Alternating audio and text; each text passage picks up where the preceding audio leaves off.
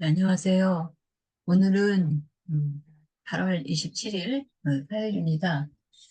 바로 공부 시작하도록 하겠습니다. 음, 네, 오늘 이렇게 그동안 빠지셨던 분들, 오늘 오신 분들 환영하고요. 네, 시작해 보도록 하겠습니다. 자, 지난주까지 저희가 어디 공부를 했죠? 경기 북동에 200 번호로 치면은 239번. 의정부, 양주, 남양주. 230번대, 네, 230번대, 거기가 어디예요? 의정부, 어, 양주, 남양주. 남양주. 의정부, 양주, 남양주 해서 230번부터 239번까지 공부를 했죠. 자, 그래서 네. 230에서 239까지니까 10개의 그런 장소인데 그 10개의 장소의 해시태그를 여기 지금 잠깐 보여드렸어요. 자, 여기 보면은 자, 그러면 우리가 그 지난주에 배웠던 그 장소 중에서 그 36개 주랭랑을 친 곳이 여기 있네요. 어디였을까요? 몽골 문화촌. 문화촌. 맞아요. 몽골 문화촌이라고 해서 우리 그 몽고는 유목민들이 사는 그런 지역으로 초원이 아주 많은 그런 곳이잖아요. 요즘에 우리나라 사람들이 그 몽고 쪽으로 뭐 많이 그 여행도 가고 그러는데 그 몽고의 수도가 어디죠? 울란바토르. 예, 우란바토르. 울란바토르예요. 그래서 그 울란바토르를 옮겨다 놓은 작은 울란바토르를 옮겨다 놓은 그런 모양을 갖춘 곳이 바로 이 의정부, 양주, 남양주 지역에 있는데 거기에 있는 그 지역 이름이 뭐라고요? 몽골 몽골 문화촌. 문화촌. 네, 몽골 문화촌이에요. 그래서 그 몽골 문화촌이 몇 번이에요? 236번. 236번이에요. 예, 그래서 그렇게 말씀을 드렸고, 그 다음에 그 육군 3사관학교 학생들이 그 능을 지켜요. 홍유동, 덕혜옹주, 예, 고동, 신동. 그죠? 예, 덕혜옹지나 고종, 또 홍유동, 스타일 리조트. 왕들의 그 능을 갖다가 거기 이제 홍윤웅이라고 해갖고 그 능이 있는데 그 능을 육군 삼사관 학교 학생들이 뭐 지킬 수도 있겠고 아니면 거기에 참배를 갈 수도 있었겠어요. 거기가 바로 어, 어디예요? 홍유동, 홍유라고 홍유동, 하는 곳이에요. 홍유동. 그래서 거기가 몇 번이에요? 234번. 네, 234번이에요.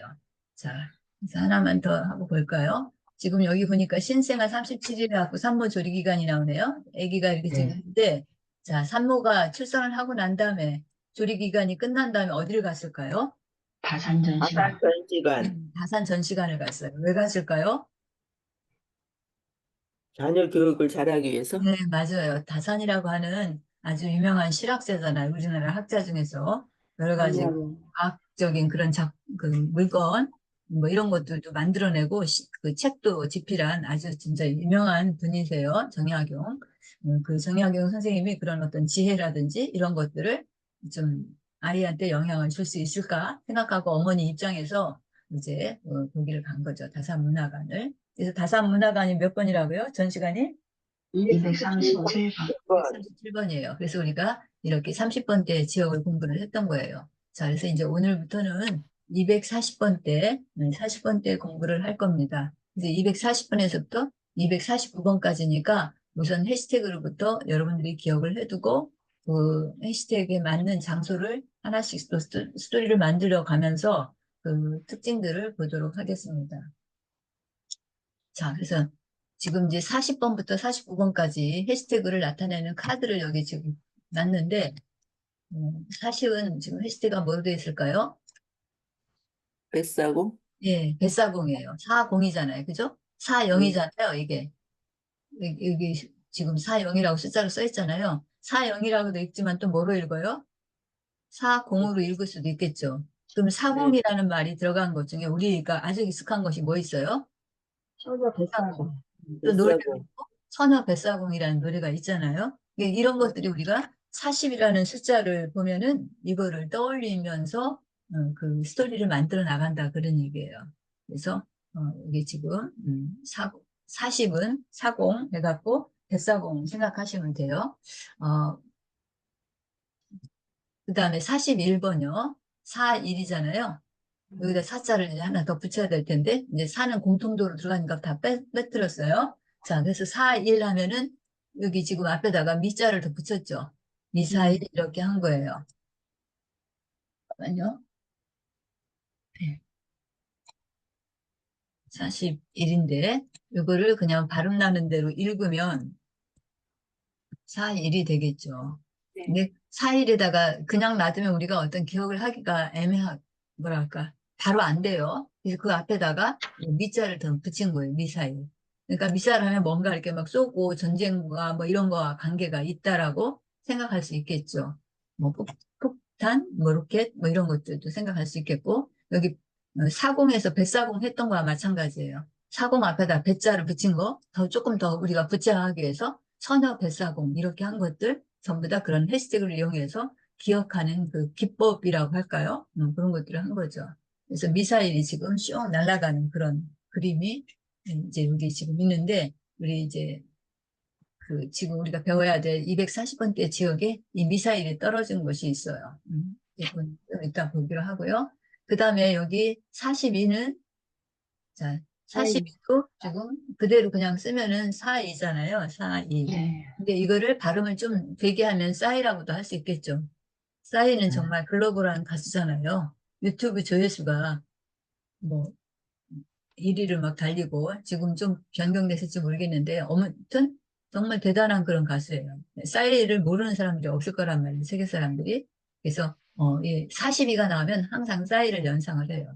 싸이 하면 무대에서 공연하는 막그 뭐야, 열광하면서 마이크 물씬. 유명하지만 뭐라고 해야 되나, 그 막 물폭탄 해가지고 막 뿜어내면서 하는 그런 공연들 우리가 생각할 수 있죠, 싸이. 자, 그래서 42가 나오면 항상 싸이라는 가수가 어떤 공연을 한 것과 연관지어서 여러분들이 그 장소에 대한 추억을 또 이렇게 스토리를 만들면 되겠어요. 그 다음에 43, 43이잖아요. 네. 이거는 우리 이제 제재 별로 사상. 좋은 그런 일은 아닌데 제주 4.3 사태라는 그런 그 사건이 있었어요. 아직도 이거에 대한 평가는 뭐 왔다 갔다 좀 설왕설래 뭐 이렇게 저기 하지만 어쨌든 있어서는 안 될 그런 사건들인데 이런 것들이 이제 발발해가지고 우리나라가 이 참 여러 가지 어려운 점이 많이 봉착돼 있어 특히 이제 윤석열 정부 들어오면 더더군다나 그런데 이 이념 간의 갈등 이것이 참 그 이념 때문에 지금 남과 북으로 나눠졌는데도 그 안에서 남쪽 안에서도 또 이념 때문에 이렇게 막 나라가 시끄럽고 한 그런 상태가 돼서 참 너무나 물적하고 좀 그래요 요즘에.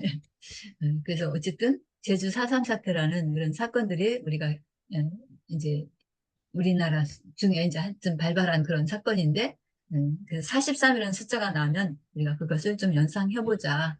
그래서, 43번이니까, 우리 이 내비게이션 기억법의 모체로 생각하자면 0번부터 99번이 가장 기본 모태인데, 그 중에 43번은 바로 이제 제주 4.3 사태를 생각하자라고 했어요. 그래서 제주 4.3 사태 그 유족들이 서울에 어디를 갔을까요? 그러니까 43번, 국립현충원에. 예, 거기를 지금 생각하는 거예요. 지금 조민 선생님 잘 얘기해 주셨는데, 국립현충원에 4.3 사태 유족들이 왜 갔을까요? 조상들을. 그쵸.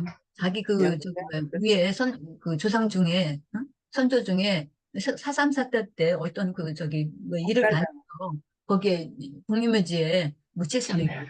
사실은 그렇게 해갖고 묻히지는 않지만, 우리가 이 스토리를 기억하기 위해서 그런 거죠. 그래서 국립현충원에 유족들이 거기 이제 참배를 간 거예요. 조상들이 그런 저기를 찾아서.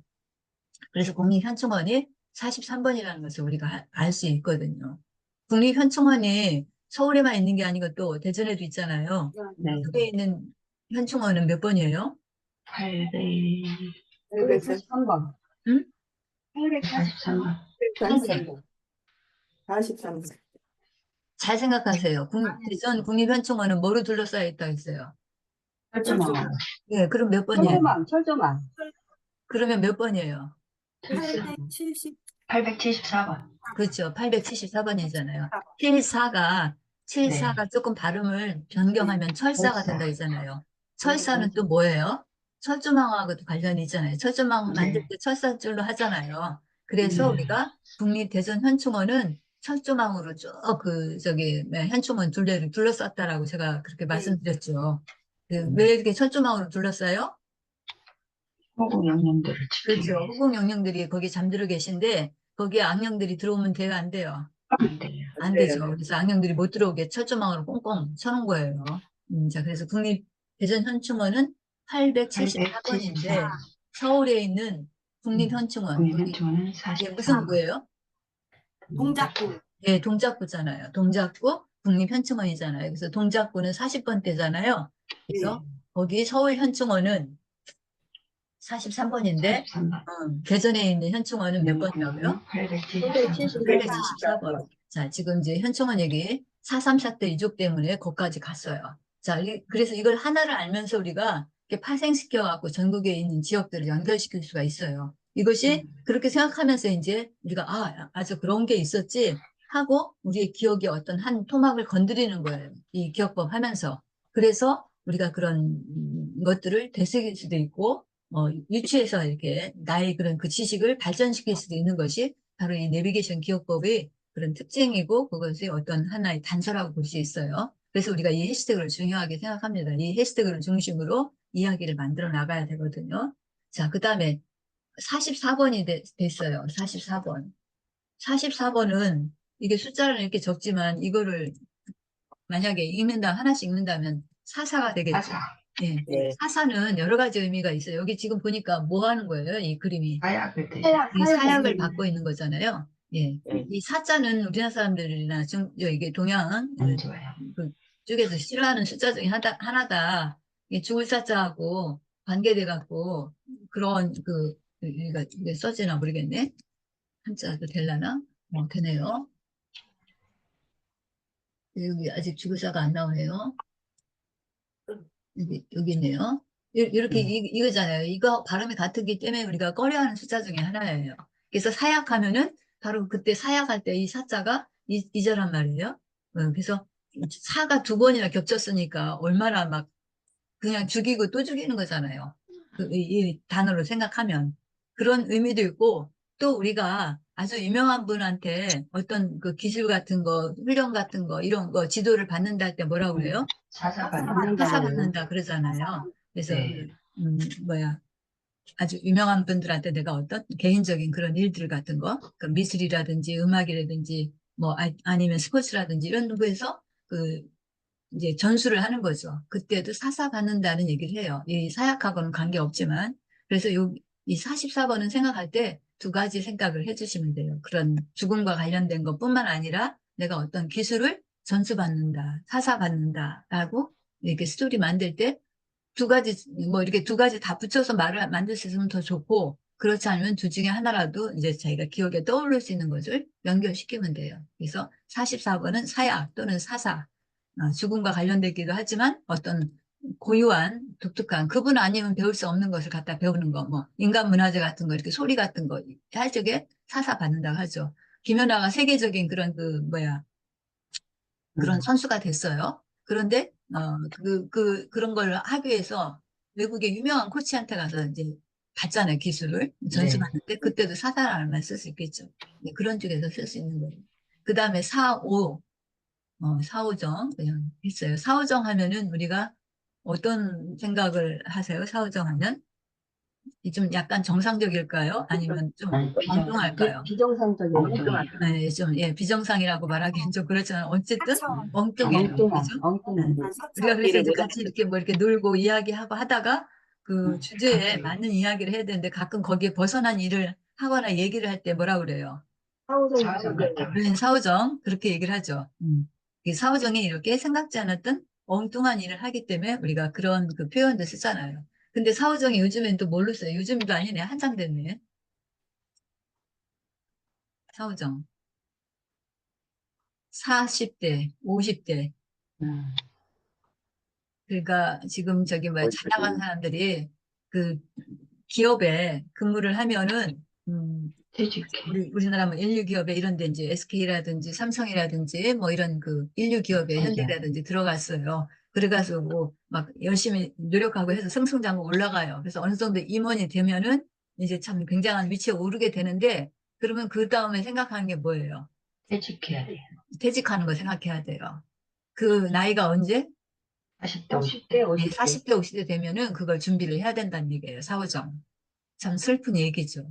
우리 그 수명은 길어져가지고 정말 정년을 연장해야 될 판인데, 오히려 이제 또 빨리. 무작정 정년을 연장할 수는 없잖아요. 밑에 또 올라오는 사람들도 키워줘야 되니까. 그러니까 자리를 내줘야 돼, 그 사람들이. 나가야 돼요. 그러니까 그렇게 막 임원으로 막 잘 나가고 막 올라가고 하는데 20대 후반에 직장에 들어가고 30대 막 헌신을 다해서 승진을 하고 막 이렇게 했는데 40대 후반이나 50대 이렇게 되면 막 초조해지는 거예요, 이 사람들이. 이제 막 나가야 되니까.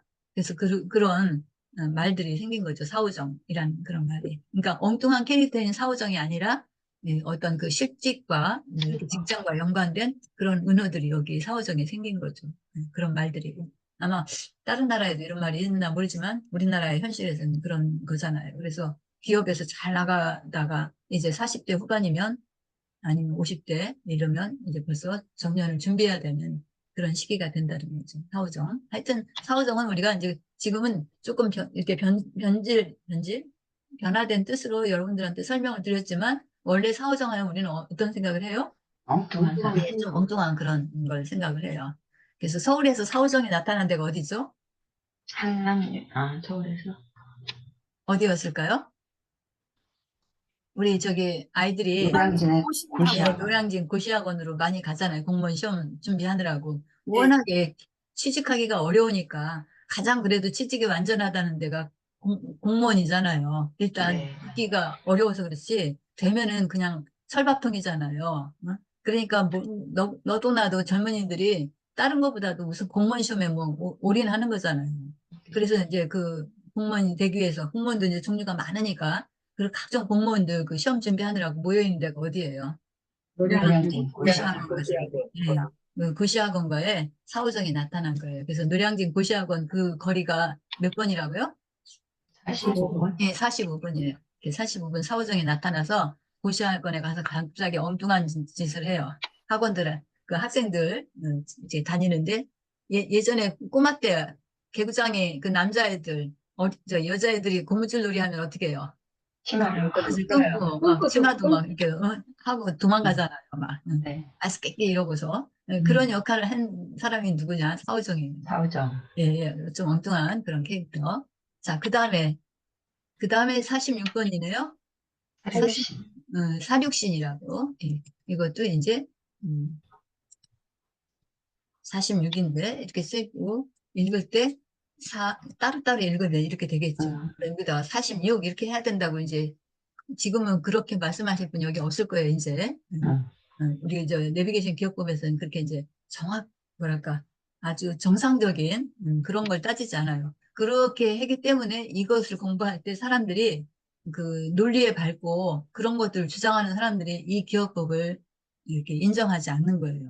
어떤 근거가 없거든요. 논리적인 배경이 없기 때문에 이게 뭐야 이러고서 이제 저기 하는데 우리가 기억을 하기 위해서는 그런 이제 논리도 좀 무너뜨릴 수 있는 그런 것들이 필요하고 또는 근데 여기 이제 논리를 무너뜨린다 해서 완전히 다 망가진 건 아니에요. 그 나름대로 어떤 그 그러니까 우리가 과학적으로 이렇게 설명은 못하지만 그런 것들을 기반하고 있어요. 쪼꼬미 그런 그 단서들을 제공하고 있죠. 사육신도 마찬가지. 46이라고 하는 여기에서 이제 여기다가 신자 하나 더 붙인 거죠.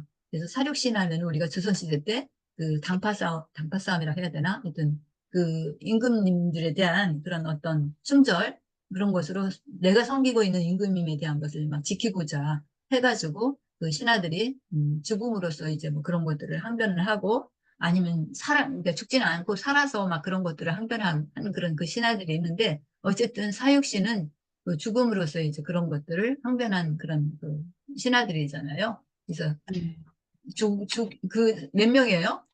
6명이에요. 예, 6명이에요. 사육신. 그래서 이 사자는 죽을 사자잖아요. 육은 여섯 명이에요. 여섯 육자. 그러니까 죽음으로써 그 자기의 어떤 그런 그 의지를 갖다가 표현한 그런 신하들의 사육신. 그래서 46이라고 하는 숫자가 나면 우리가 그런 것들을 같이 연상을 시키면 되겠습니다. 예, 서울에서 그러면 46번 지역은 어디였을까요? 강력구의 사육신공원. 사육신공원. 사육신 공원이 있었죠? 네. 네. 동작구에 있어요. 그래서 우리가 이 내비게이션 기억법 공부하면서 이 번호하고 꼭 일치된 곳이 두 군데 있다고 했어요. 파리공원이랑. 예, 맞아요. 파리공원하고 사육신 사육신공원. 두 군데.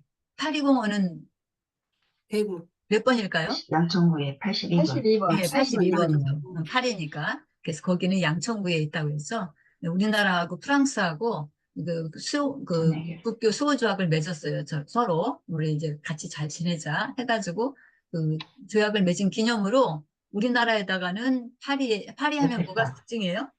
에펠탑. 에펠탑이 상징이잖아요. 그래서 파리공원 가면 에펠탑이 이렇게 있어요. 음, 그리고 이제 프랑스 파리에는 또 프랑스에. 뭐를 놨을까요?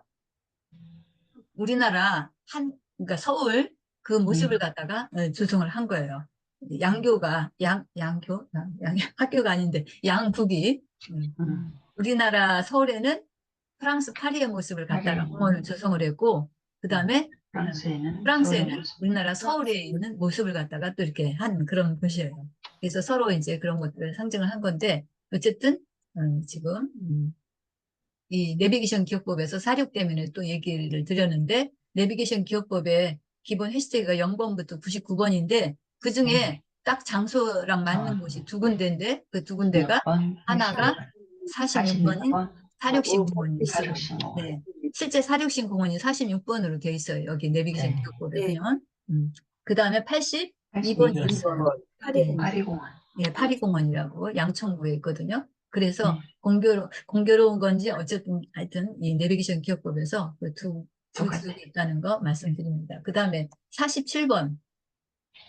47번은 47이잖아요. 47. 그런데 47에서 리을을 좀 빼고 그냥 그러면 사치가 될 거예요. 그래서 사치 하면 이제 떠오르는 게 여기 뒤에 수식어로 사치스러운 된장면. 된장면이니까 우리 한국 뭐 고유한 그런 모습을 갖고 있어야 되잖아요. 그러니까 몸은 진짜 한국적이야. 한국적인 그런 외모에 뭐 이런데 뭐 사는 형편도 아마 그렇다고 보는 거죠.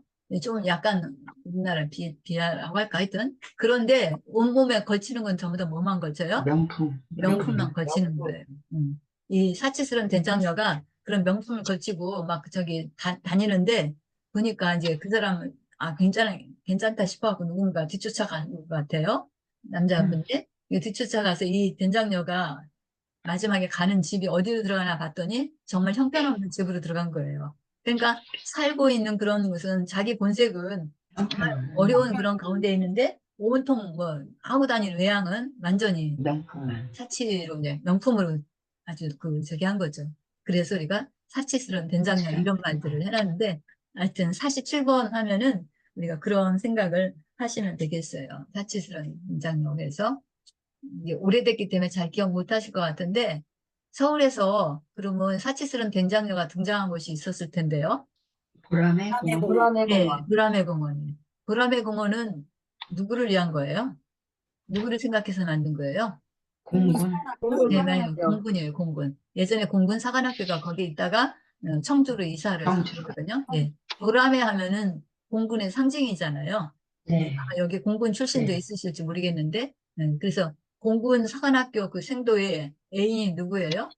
된장녀. 사치스러운 네, 맞아요. 된장녀. 사치스러운 된장녀예요. 공군 그 파트너가 그 애인이 사치스러운 된장녀인 거예요.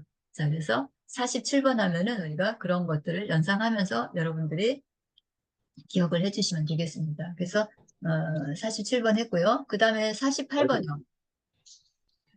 48. 48번은 이제 또 적어보면은 48 이러지만 이것을 각각 읽으면 4, 8 이렇게 되죠. 예, 근데 이제 48 하면은 딱 떠오르는 게 우리 지금 세대는 다 눈 생각할 거예요. 48. 48. 눈 한쪽으로 모아가지고. 근데 요거를 이제 이 48의 리을을 갖다 옆으로 돌려갖고 48이를 했어요. 48이는 뭐예요? 호랑이 같은 거. 호랑이, 사자 이런 거. 네, 맞아요. 밀림지대에 사는 그런 그 동물들 있죠. 그 야생이라. 하여튼 그런 그 저기들을 우리가 이렇게 밀림 초원 쪽에 살고 있는데 그 동물들 이렇게 구경하면서 다니는 거잖아요. 여기 지금 사파리 이제 그림이 좀 나와 있죠. 여기 대전에도 사파리 있죠. 있어요. 예, 5월대에 공원에. 가보면 있잖아요. 그래서 이 5월대에 사파리 가려면은 거기 이제 들어가는 차를 타야 되잖아요. 그래서 대기해가지고 그 차가 오면은 그 차를 이제 하나씩 이게 타서 그 차는 어떻게 돼 있어요? 버스인데 펄조만. 그 가장자리를 전부 다 뭐로 돼 있죠. 이게 망 펄조만 같은 걸로. 묻혀서. 그래갖고 그 저기 실제로 사파리 지역 들어가려면 어떻게 그냥 버스가 가지 않고 뭔가 철문 같은 게 열리고 해서 들어가잖아요. 네. 네. 맞아요. 그런 곳이 바로 사파리예요. 그래서 열대 우림 지역에 사는 그런 그 동물들을 우리가 이렇게 있는 서식하는 곳이 사파리인데 그런 거를 이제 뭐 이렇게 여기에다가 이렇게 그 뭐랄까 도심 지역에다도 그런 것들을 조성을 해갖고 우리가 공원을 지적해 하는데 어쨌든 48번 하면 그런 사파리를 생각하시면 돼요. 자, 그 다음에 49번이에요. 49번. 하고 야구. 네, 이것도 한번 써볼게요. 49. 이거는 발음 나는 대로 읽으면 사구가 되죠. 네. 사자가 들어가니까 이제 죽을 사자인 그런 것도 될 수 있겠고 또 우리 사 하면은 또 뭘까요? 한자로? 진짜로? 예, 모래 사. 응. 모래 언덕이란 뜻도 있죠, 사구가. 네. 아마 학창 시절에 그 사구 배우셨을 거예요. 예, 그래서 그런 뜻인데 여기서는 이제 모래 언덕 그거는 별로 잘 안 썼고요. 이제 야구에서 쓰는 용어로 야구. 했어요. 사구. 예, 그러니까 죽음 볼이죠. 음. 죽음의 공이야. 음. 데드볼이라고 하잖아요. 데드볼. 음. 그래서 볼넷 하면 죽은 볼이 아니라 그때는 오히려 또 타자가 유리한 거잖아요. 살아서 걸어가는 거. 네. 그냥 그대로 그냥 일루까지 걸어갈 수 있잖아요. 그런데 네. 이게 사사구를 잘 기억하기 위해서 제가 여기다가 이렇게 한자로 써놨어요. 네 번째 죽음의 공. 네 번째 공이면 볼이면 그냥 또 타자가 가잖아요. 걸어나가. 출루해. 네, 일루로 뭐야 출루해. 투수 입장에서는 본다면 죽음이겠죠. 타자를 네. 살려줬으니까. 그치. 그 다음에 타자 입장에서는 어떻게 된 거예요? 그래서는 살아나가는 일루로 거죠. 출루해. 살아남는 거죠. 근데 이제 투수가 이렇게 타자가 못 치도록 공을 던지다가 타자 어디 몸에 맞췄어요. 그렇게 음. 되면 그거 자책으로 그냥 일루까지 걸어가잖아요. 그냥 살아가잖아요. 근데 실제로 그 공에 맞아갖고 큰 위험한 지경에 이르는 그래서 경우도 있어요. 그 공이 네. 굉장히 빠르고 하기 때문에. 그래서 굉장히 그렇기 때문에 그렇게 어디인가에 타자 몸에 맞추면 그대로 일루가 되는 거예요. 위험한 적이기 때문에. 그래서 오늘 아침에는 이 40번대 지역에 대한 해시태그를 쭉 한 번씩 돌아봤습니다. 자, 이제 감사합니다. 금요일 날은 이제 하나씩 그 장소와 관계된 그런 여러 가지 스토리들을 보면서 공부해 보도록 하겠습니다. 오늘은 여기까지 하겠습니다.